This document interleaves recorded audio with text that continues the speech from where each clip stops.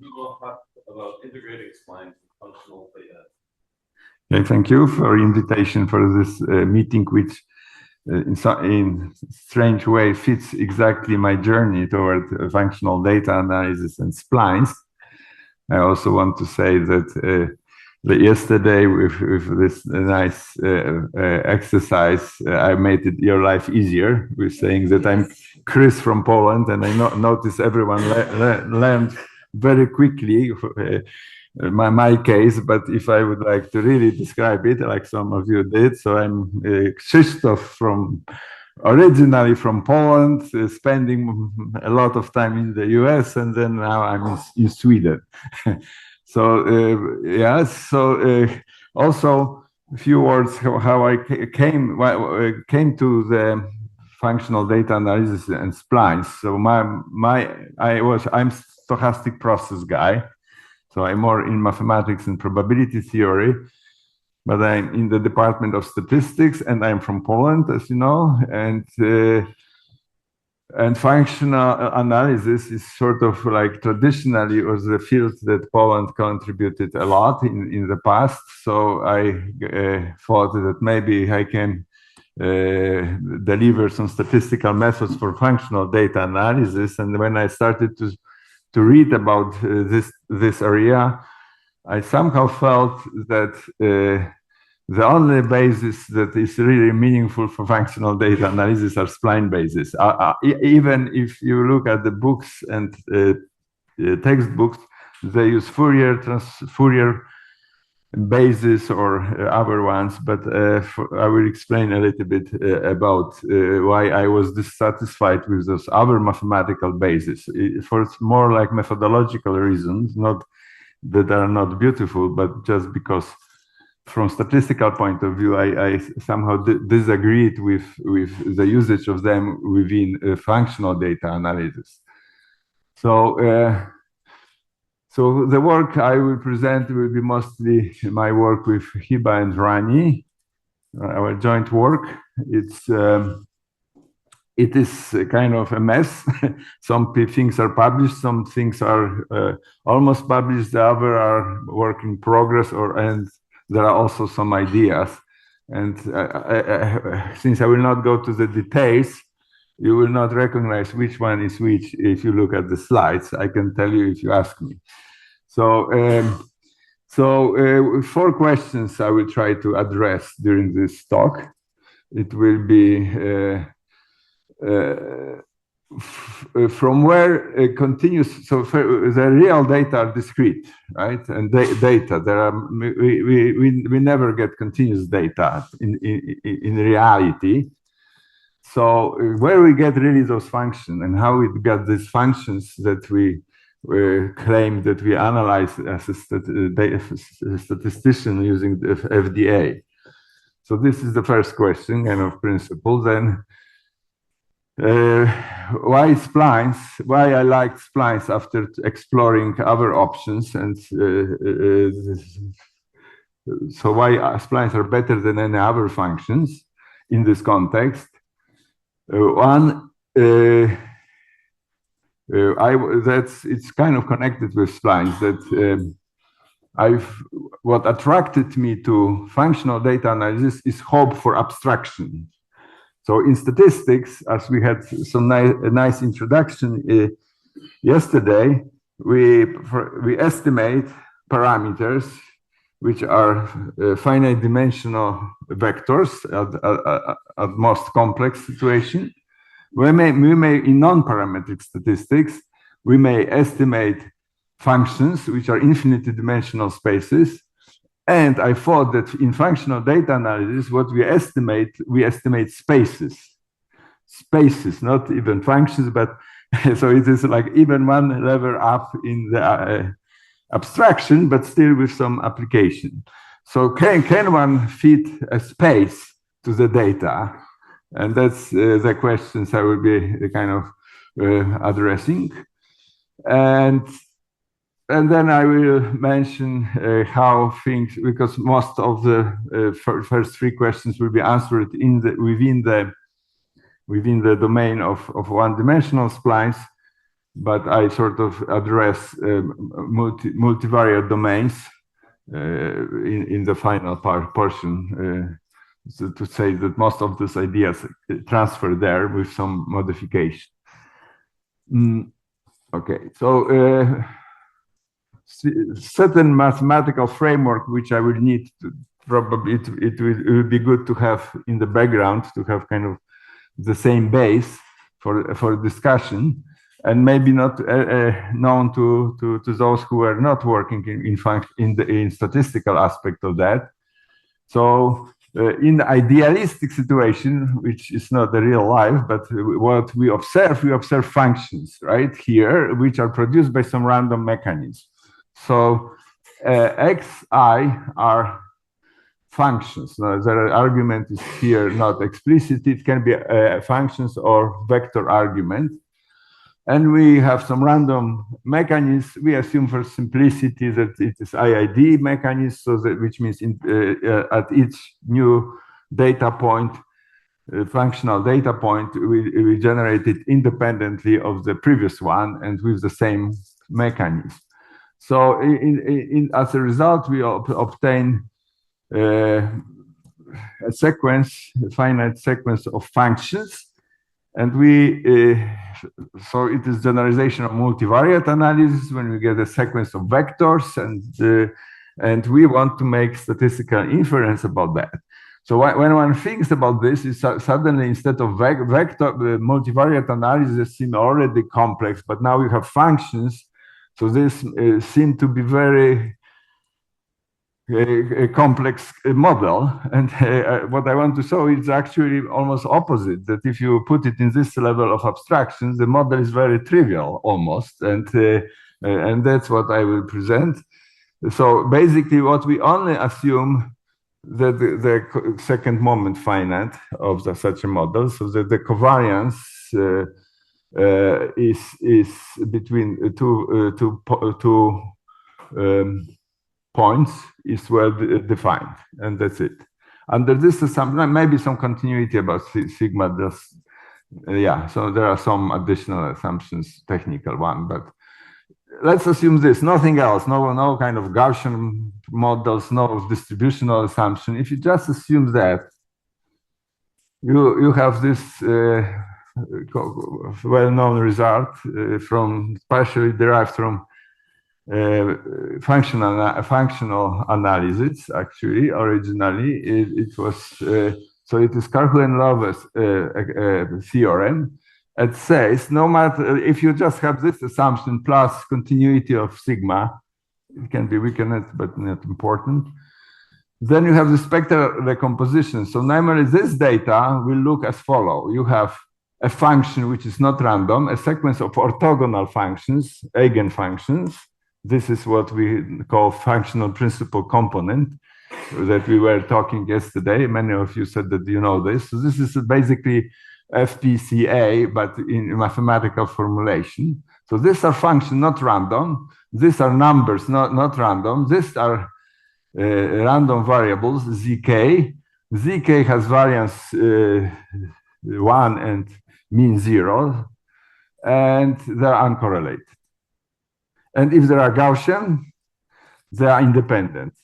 So in Gaussian case, if you put this model you separate randomness to IID standard normal variables, like in Gaussian, IID standard random variables, it is like stat 101, right? So, and functions are coming like once fixed forever. And it is always true.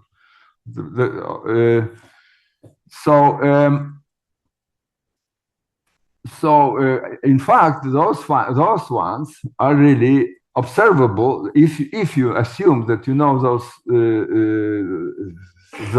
eigenfunctions, eigenvalues in this decomposition, then you really observe them because you just simply integrate this observation with this function that you know, and you actually observe. So your data became the zk because this is only randomness which is present here. So this is the structure of random models, functional random models. Second part of that, not only because, of course, the key interest is estimate something or get something that parameterize that. And what is a parameter here is this function, covariance function. At least in Gaussian case, it completely describes the model, but in other is also very important. So you get very easy, you have explicit form for that. You just separate, so you have this separation of variables s and t in the product, and you just summate. So bivariate function becomes like sum of product function, which is very simple structure. So, and actually what is also said that if that you can see if obviously this infinity may bother practitioners, so you have even assessment of the error, and this lambdas are decreasing sequence of positive values, which is square sum. If it is summable, then you have if you can put a bound on the error if you approximate with n. So the whole structure of this is very simple. So that's, I wanted to be as a background. That's what are the data, functional data in ideal situation. In reality, the functional data are discrete points. And that's what some maybe conceptual complication are coming. How we deal that we don't have yet those functions, how to deal with discrete data. So, so here, in situation which is not realistic, if we know those functions, so we have data which are discrete. So we have observations from this random mechanism and observation, but we only observe in discrete time. So we just have matrix of values. But if we would know those eigenfunctions,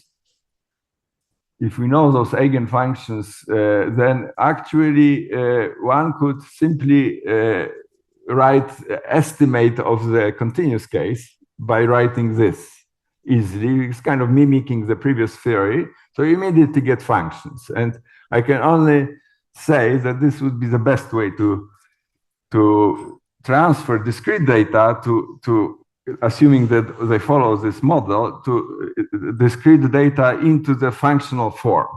Of course, it is idealistic because we don't know those functions. So that's the key. The whole difficulty in really analyzing data is that we don't know functions. We just know only points. So we cannot do this trick to get the around the problem.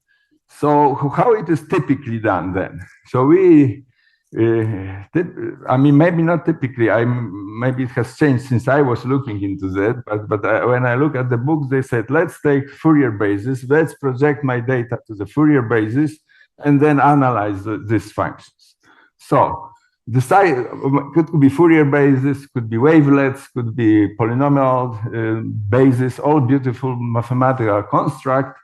They span, one could argue they span all kinds of functions. Any continuous function can be approximated by Fourier functions. So why not? But the problem is that this originally selected bases have nothing to do with data. They are just imagination of mathematicians what to use, but nothing. Data are not entering the picture yet. The data enter when I project to this space, and it's a big jump in my. So that's what I was a bit disappointed that. This jump is not really statistical. It is kind of magic that you go from discrete data, you choose some basis, you get function, and you're happy. How do you know that this step is proper? And one could argue that if your data do not follow the basis that you have too closely, you will have high dimension. So after projection, you get very high dimensional problems. So in the end, because you need a lot of coefficients to really represent data well. So the idea is to find, so my idea was how to find the spaces that originally adjust to what you see in the data, so you reduce dimensionality later in the analysis when you project that. So here is again what I just simply said, that if that there is decision on the functional space is somehow arbitrary, data projected to the space, this is and then you do data analysis. But what I would prefer to see is the data will choose me the functional space. Then I project the data to the space and then do the data analysis. So I was asking with Hiba, we were together in the department asking how could the data choose the data space? In statistics, this kind of problem often is called model selections, but model selection, it is usually in the context of parameterized model. Here is a little bit more abstract because those spaces are not parameterized in any way. But it is similar, the same questions as model selection. So, where we were even experimenting with different bases, including all sort of wavelets, but we couldn't implement this this idea of choosing space by using data. So what one wants mathematically nice objects, but something can be chosen there by data. I mean, nicely mathematically function, but there is some aspect of those functions that can be chosen by data. So let's short recap of our original journey. Fourier basis, it is this sequence of functions, Legendre polynomials. This is another for compact intervals. Hermite polynomials for the whole domain from minus to infinity with the Gaussian measure, wavelet basis, and Haar basis, which may be considered as a special case of wavelet basis, but if you consider different kind of knots, then it is, one could call it Haar basis, and all those bases are orthogonal. But we have also B-spline base, which we all have seen so much, and they are not orthogonal, but still they're bases. So what is so special about splines are knots. That's what we really thought is the key here. So as I said, typically those bases on which I project my data were chosen by maybe some prior knowledge, but not really using data. The number elements in the basis, sometimes it was chosen using data by kind of testing how many this element from the functional space one needs to represent data well. But that's what I said, that if one see what the n to choose for the space of projection, then if you are unlucky, you may need a lot of this very big n, and then your projection will become very highly dimensional. So it's clear that it's not enough to choose n. You need to really choose the basis properly. Yeah. So.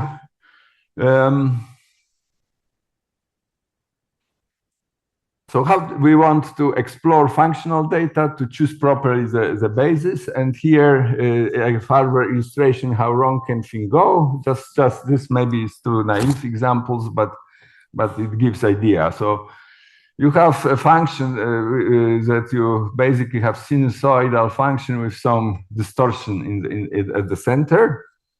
So if you wouldn't look at that, you would say, oh, it's a few minima, a few maxima, the polynomial may do well. right? Like polynomial, we have how many, you count how many maxima, minima, you take order of polynomial and you fit. And it's really not doing well. So you can see that if you want to use polynomial basis, you would have a much higher order than what this picture indicates. So there's 13 polynomials, so 13 order polynomial is providing this very bad fit to the observation. So they can, for many important data, they perform poorly in this sense.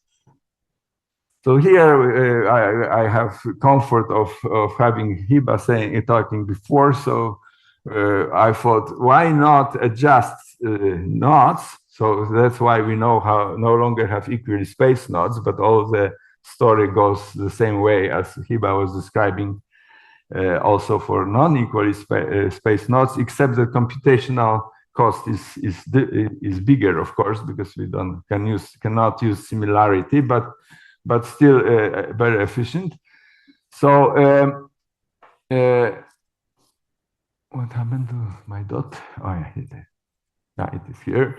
So here is like slightly different knots chosen, and you can see that you have if you would approximate functions, you would have different detail retrieved by this spline. So, for example, this splinets or this space of spline kind of focus more at the beginning for the detail, while here is only this portion is kind of detailed, but these are kind of more spread. So you can see that choosing knots has a significant impact on how accurately you can represent function in a given region.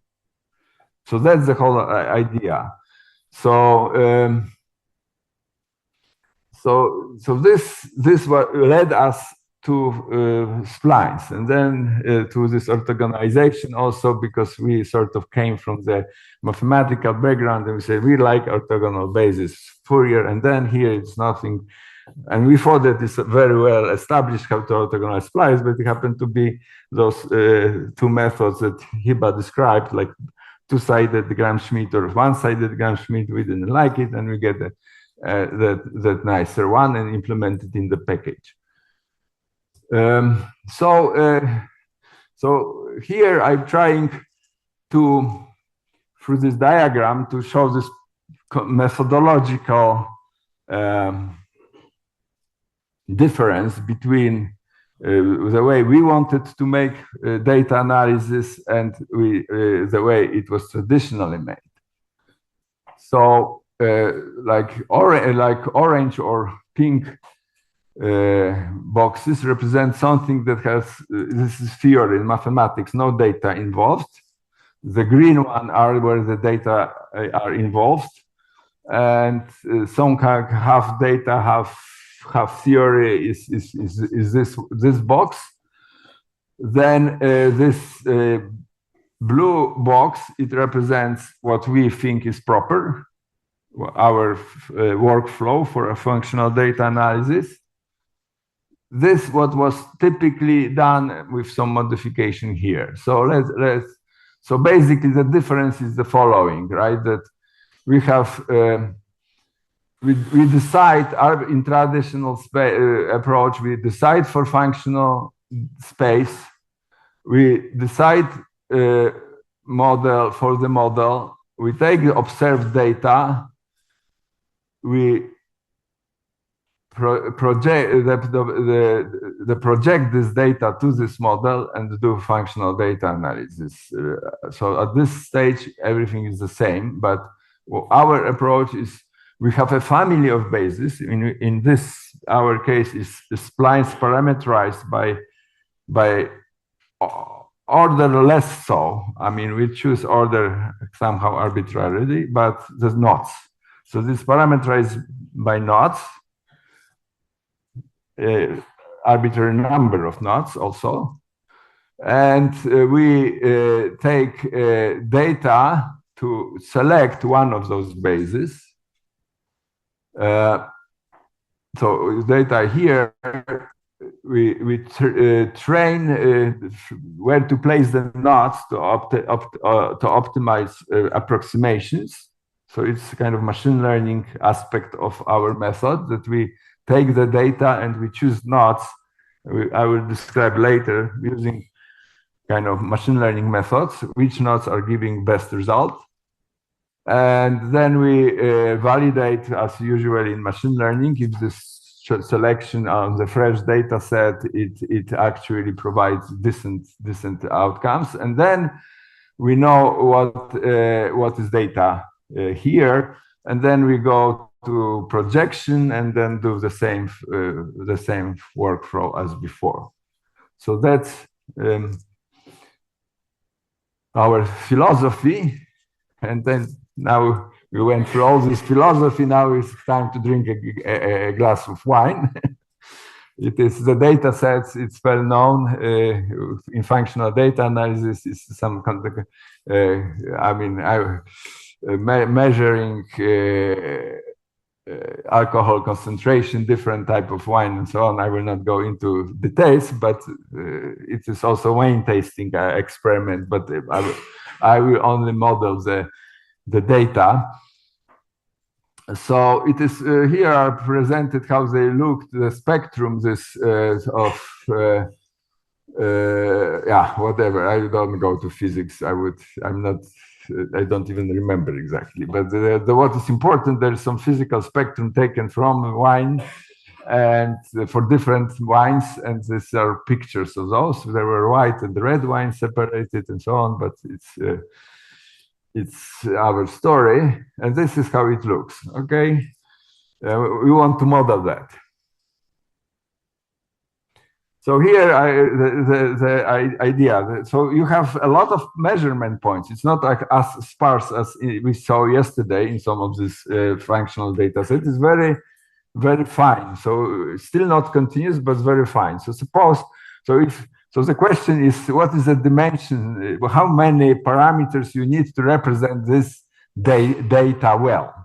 So what is the dimension of the projection space? So here are two stages. The first stage is to choose the initial basis, and the second stage is Cahorn-Lewis theorem, or PCA, functional PCA, to choose how many functions you will choose to represent the data. So at the two levels, we can analyze what is the cost, and this illustration is supposed to convince you that the first step is as important as this FPCA. So we will have equally spaced knots, which basically is artificial, because how do we know that the knots should be equally spaced?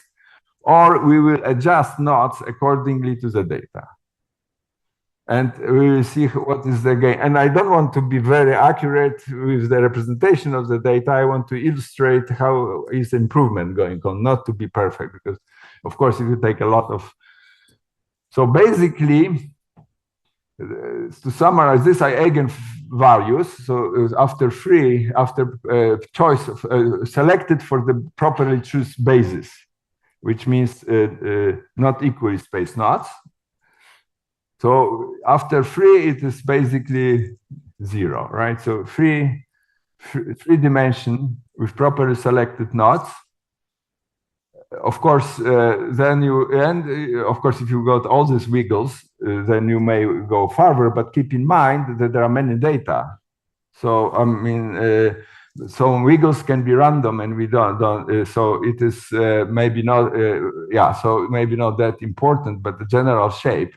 So this is this orange line is representation 2 or 3 eigenvalues, like there, because there are 2 lines, and they're already, so dimension 2 or 3 represent data this way. So you reduce the functional data with a lot of points measured to 3 parameters. But if you do the same story, but with equally spaced knots, 3 eigenvalues will produce this red line. So you clearly need much more to capture a general shape of the data. And of course, yes? That's a question to get it better. So you say for different nodes, you have a fixed basis where you want the approximation, and then you also choose optimal. Correct. Okay, so is there 3 node splines? Is there just 3 node splines? So splines where you have 3 to choose the nodes? So I may not be aware what I mean. We are assuming that we are assuming that we can freely choose nodes, but I'm not familiar if the concept of which. Okay, if you have 6 nodes, yes, it's a linear approximation problem. It's just spline approximation. Well, if you allow 3 nodes, right, then it's called 3 node splines. And so that's a very non-linear approximation problem then. But okay. No, so I think that the bottom line is that you may have mathematics with not yet decided, right? That's what you, and then you use it. I just want to say that if you allow to choose the nodes, yes, right, then this is called 3 nodes. Okay. And there is quite a lot of stuff in this area. I want to understand that this is the same. I mean, it may be for so it is 3 nodes. We do not assume we choose nodes from by looking at the data. So I won't connect this selection of nodes to the data. So it is kind of free, but eventually they are set. So, but we can you can.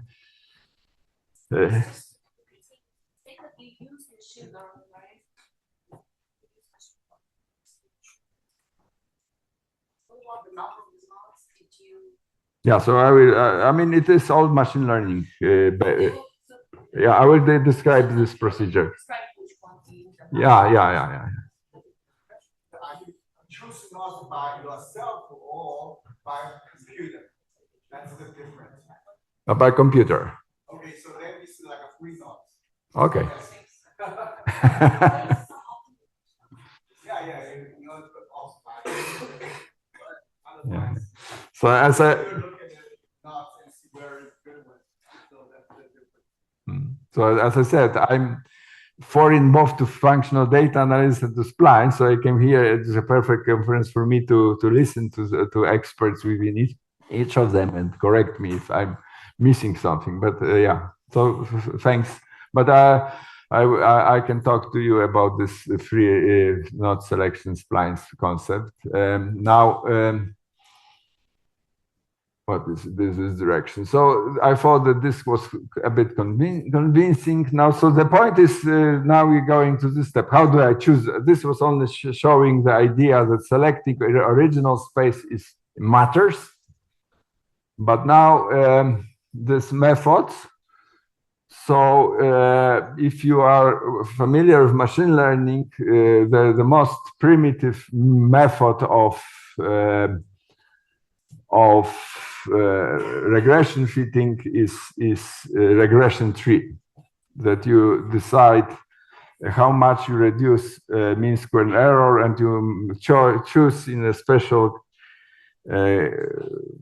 format how you build the tree to reduce to basically approximate function by constant function, which basically if you could take 0 order splines, which are piecewise constant function, and you project to them and you want to minimize you want to choose the nodes that you minimize mean square error of approximation across all the data.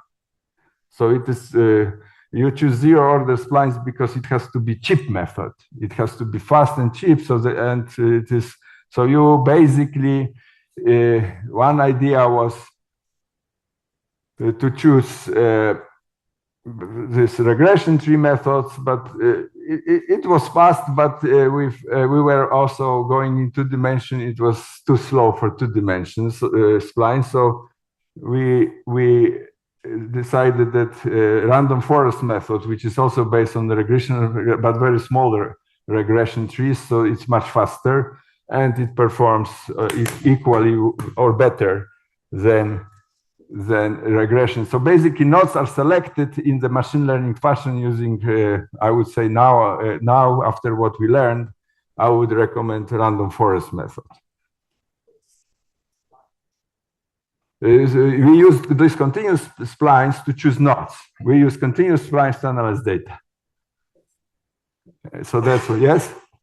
There is a very recent paper in 2025 about a knot selection via L0 norm. Really fast, and you can use it with any degree of spline, and it's really, really fast. Okay. We need to look at this. Yeah, because this aspect is, I would say, ad hoc in our. So once you ask, I said. The actual fitting of the splines, every simple optimization problem. Yeah, but the challenge in general is here that we have a lot of data, so we have to do it. Yes, for yeah. We use low rank splines like these splines. Yeah, it shouldn't be become because that's adding knots in zero order spline is cheap, right? That's basically the reason we use that. But we don't have much theory here, just much kind of machine, as typically with machine learning. You don't have much theory, you just train and test. Okay, I will not discuss. I can feel that you understand how knots are added, and it's a lot of notation. But the idea is that in a simple zero order spline, if you add knots, you need to change only inner product only where you change the knots, add the knots. So it is simply. And so basically, features of the knot selection process, it's more empirically studied based on the examples. But at the bottom line, you will get certain distribution of knots. And that's what I want to use, distribution of knots, because it will have some meaning for what I want to say later. So we treat, as statisticians, maybe, we treat knots as data also. Like we observe a sequence of points. And we can ask what is distribution of that, and we can use this distribution to our analysis, but this will be a topic when I go to multidimensional splines. So I'm just giving ahead some information. So here will be mostly pictures, sorry for that. Mostly pictures of two-dimensional splines or two-dimensional problem. This is another kind of classical data set. There are two classes of clothing. Pictures, very low resolution pictures of clothing. There are 10 classes. You have dress, you have t-shirt, you have ankle boot, sneaker, sandals, trousers, and the bag, coat. And the problem, this data set was created to test different classification problems and showing which methods are performing great. So one can consider this two-dimensional object for which you want to use spline, right? Bivariate spline. Okay, so many things actually in the knot selection is more interesting in two-dimensional aspect than the one-dimensional, because as you saw in the previous slides, that the idea of fine selection of knots is close to each other, densely distributed in some area, is to be able to recreate detail in this area, right? So if you don't have enough knots, you cannot really model it. Your resolution is too low. But there are two aspects of resolution. So we have two shoes. I mean, each one will easily identify a shoe from both pictures, essentially. Maybe, okay.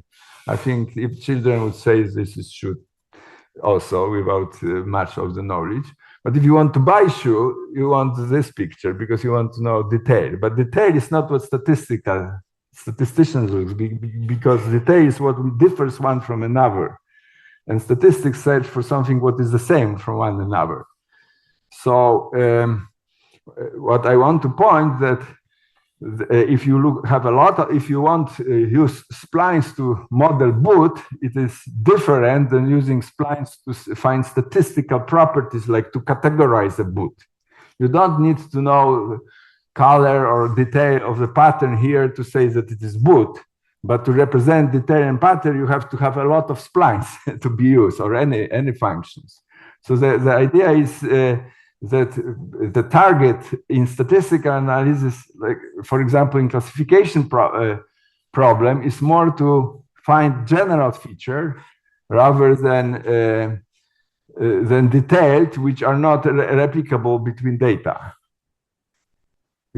Because the detail between data can be treated basically from the perspective of classification as a noise.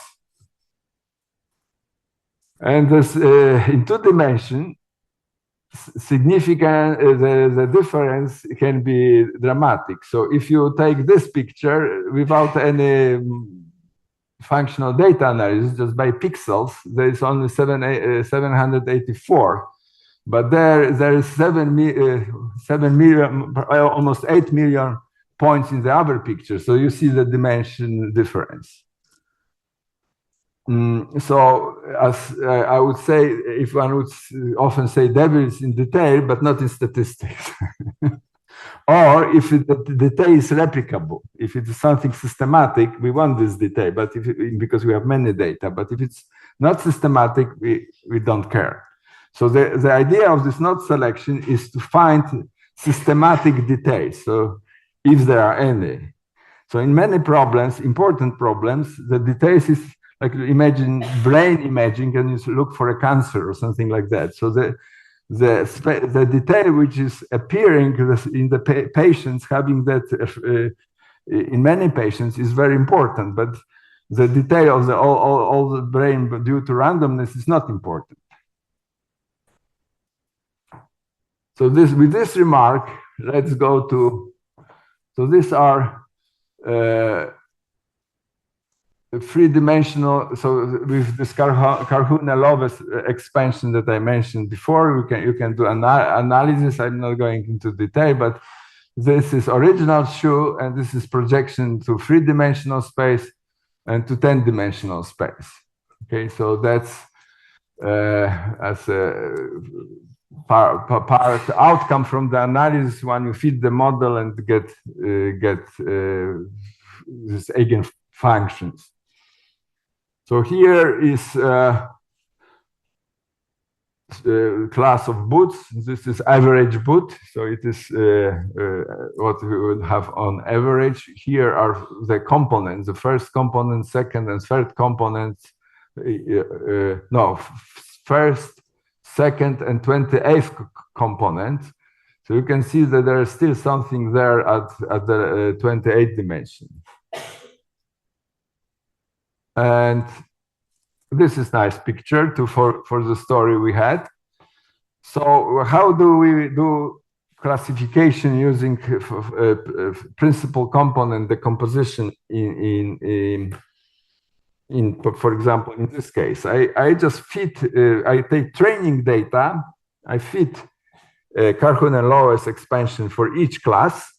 So I have eigenvalues, eigenfunctions for each class, and the average for each class. And then I take a new object and I project to each of these decompositions and look how close I am in approximation. And the one I'm closest to, I choose as the class I belong to. So very simple idea.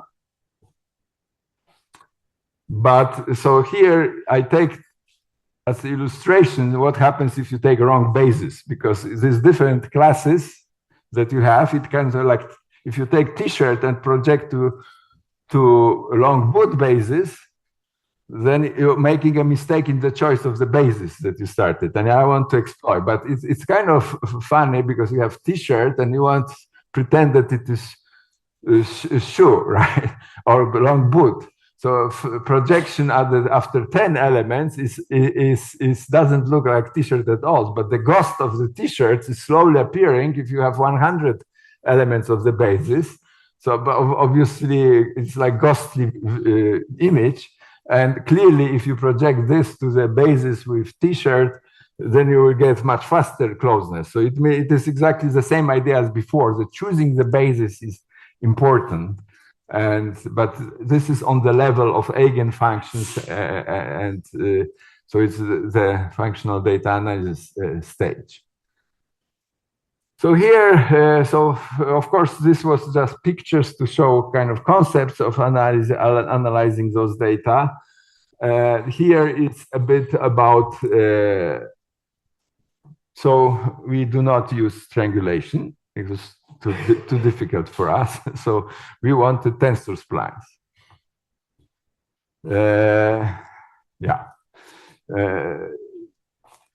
Because our bases are easy. So this is exactly one of the reasons. And we have package and we spend so much time on the package. If you go to 2 dimensions, then you just multiply those two functions and you get element of the basis, and it's already orthogonal. So you don't need to worry about orthogonality anymore. So like one-dimensional orthogonalization is all what you need. So you get this is B-spline, which wouldn't be orthogonal, and this is the one which comes from orthogonalization. So here is we have 25 points on each coordinate, and so there will be total 441 elements of the basis, and it is selected number of those bases using our dyadic algorithm. So just for some reasons I have chosen different. It's much more functions here. I cannot show all of them, but just so here it is eight functions.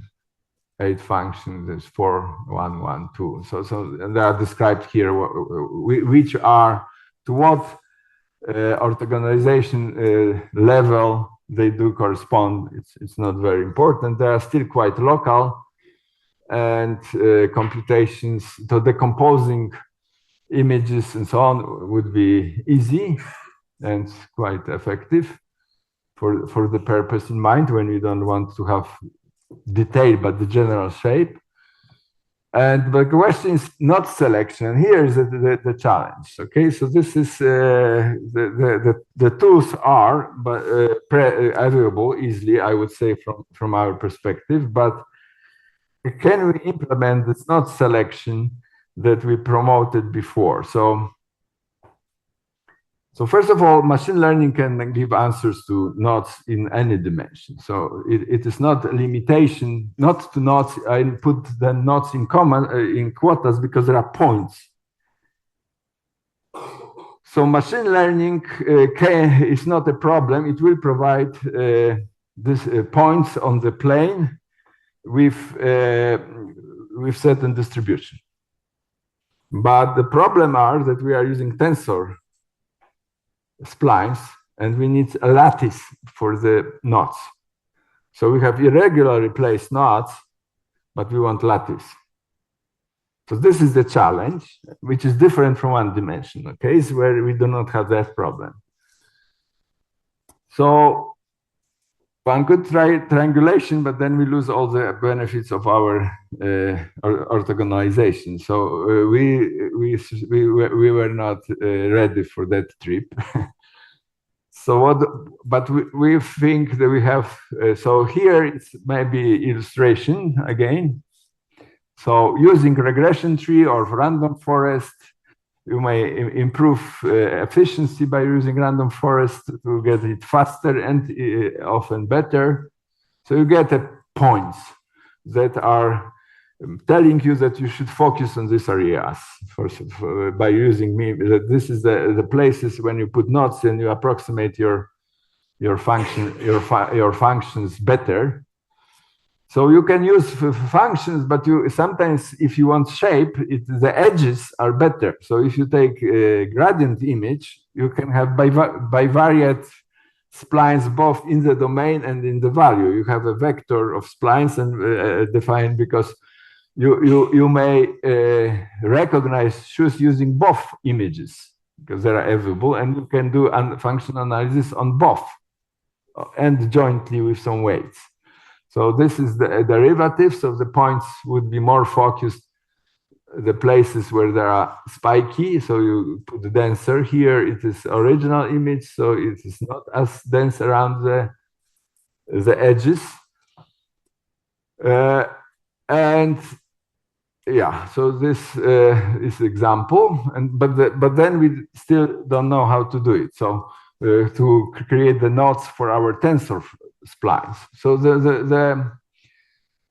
the two-dimensional knots that were presented at the previous picture are not real knots; they are just points, and we want to go to knots on the lattice. So one vanilla method, I call it, it would be like, okay, forget about clear inefficiency. Let's just project those on the x coordinate, projects on y coordinate, and take the lattice of that. So if one wants fast without any kind of good idea, just somehow it will be good enough in the sense that it will recreate all these points, but many unnecessarily. So it will increase the dimension, most probably unnecessarily, but it still will focus on some areas better where we want to be focused. So there is some benefit. But it can be used as a benchmark method also if you want to try something more clever. So two methods. It is kind of work in progress, I must admit, but it is maybe it's actually work which was done somewhere. I don't know. So I'm reporting this. So it is we have distribution of these knots. Okay, so I want to use this distribution. So I take any statistical method you want, or you can even use splines for that, and recover the like continuous distribution of those points, like estimate density, bivariate density in this case of this point. So I have bivariate density, and now can I use it somehow instead, because it tells me where I should concentrate with my projections, right? Where I need to concentrate to be detailed.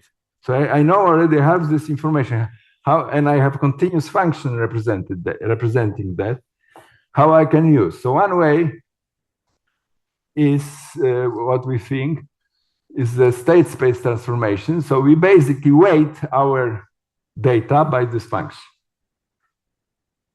And we consider this as a data and use equally spaced knots. Right? Because already the importance of the regions are accounted by basically different topology, because we as one could say, we change inner product. So, and then we use just equally spaced knots, and there are many more benefits to equally spaced knots because it's much computational and much more efficient than not equally spaced knots, even if there are tensor product, because all these elements of the basis are identical at the given level. So there's a lot of computational saving. But the distribution of the knots is already accounted for. And another one is domain space transformation, which means it's sort of like transport problem, that you have distribution of those knots. We know that any distribution in any dimension, in particular in 2, can be transformed to uniform distribution, right? That not uniquely in 2 dimensions, because there are infinitely many, but you can always transform the arbitrary distribution to uniform. So you transform the domain space to get the uniform distribution of these knots. And so in other words, it would mean that if you have area where you want detail, you make this area bigger. Because and then you equally space knots, because this is the idea. The question is how to choose this transformation sensibly. the choice of transformations that it shouldn't move things too much around because you want points that are close, that are still close. So this is kind of an optimal transport problem. But we, again, here, we do not aim at optimality. We want something sensible. I mean, we don't want to be perfect because it may be too difficult and costly. So we have some idea how to transform the space using this density to make the picture more uniform and then apply. And we can always go back to the original space. And what it happens that two methods are different implementation, but in the topology they are the same. So kind of the inner product produced by the both methods is the same. So I don't know what to do with this observation, but that's basically all what I want to say. Thank you.